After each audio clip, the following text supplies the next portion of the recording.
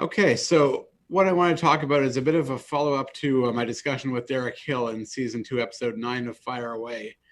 This is something that never fails to amaze me, that I watch people that will spend months and months negotiating the sale or the purchase of a business. It might be a dental practice or otherwise, but they will completely ignore the issues that relate to the employees that are already there. So they will spend time, of course, they'll talk about the price, they'll talk about the timing, they'll talk about what happens to the principal. If it's a dental practice, is the selling dentist going to be retiring? Is there going to be a transition period? Are they able to go and compete somewhere else? Is there going to be a restrictive covenant, a non-solicitation clause? They will negotiate all of these terms, but completely ignore the fact that there are, again, I'll use a dental practice setting, there are associates in place, there are hygienists, there are office staff, and they will ignore those issues. And it amazes me how often I get a call either after the deal is already closed or within days of the deal closing to say, oh, we never really looked at the employment law issues, but is there anything we should be aware of? And of course, by then, it's way too late. The reality is I've seen situations where people are rather selling a business, maybe the business they spent their entire career, most of their lives building up. They're finally ready to retire. They're going to sell it. In their minds, they're going to earn enough of a profit to retire and enjoy their retirement. And all of a sudden, they find out, perhaps a week before closing, that the buyer doesn't intend to keep any of the staff. Now, the vendor, the seller, they're on the hook for severance. And I've seen cases where it has cost the person hundreds of thousands of dollars.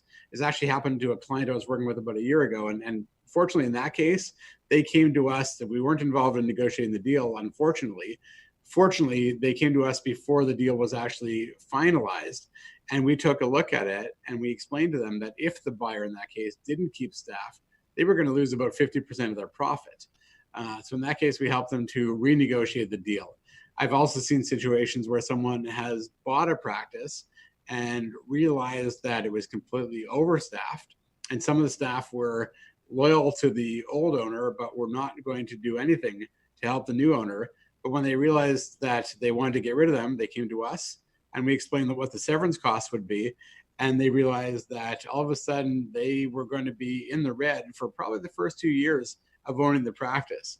So all of these things could have been avoided if they had worked with either Rudner Law or any employment law firm that understands how these issues work and been proactive about it.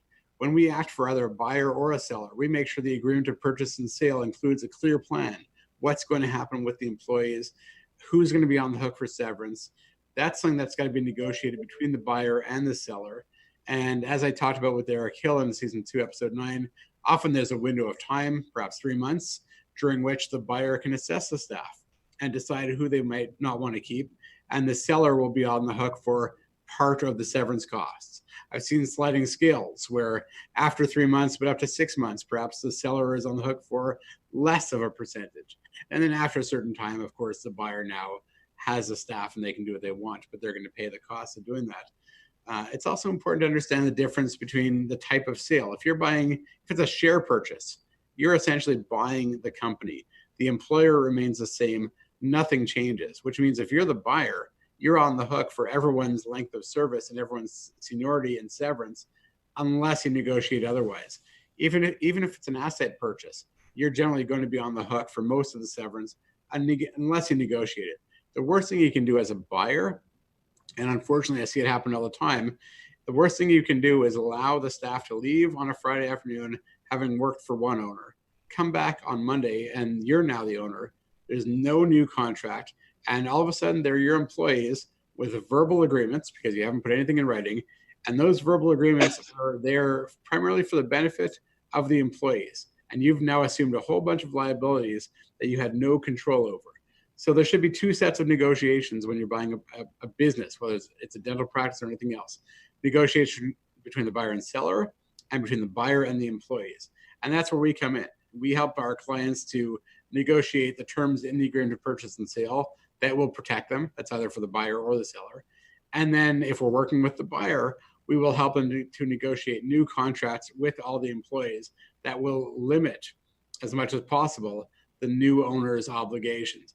So that's what we'll do. And if we're working with a seller, again, we'll make sure that if the buyer is not going to keep the staff, they understand what their obligations might be and they budget for it. Because again, selling a business for $2 million might sound great, but if you've got $700,000 in severance costs coming your way, you're not coming out nearly as far ahead as you thought you were.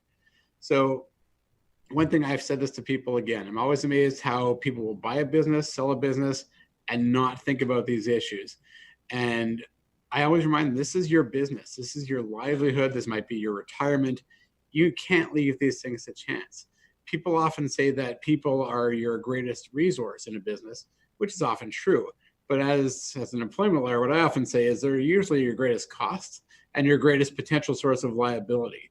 So be proactive, work with a lawyer, an employment lawyer who understands these issues, make sure that you're protected. And frankly, that's exactly what we do. And we can make sure that you don't find yourself with unexpected costs, liabilities, or staff that you can't get rid of. So please, if you're buying or selling a business, make sure you think about all of the issues, including the employee issues that will arise. That's all for today.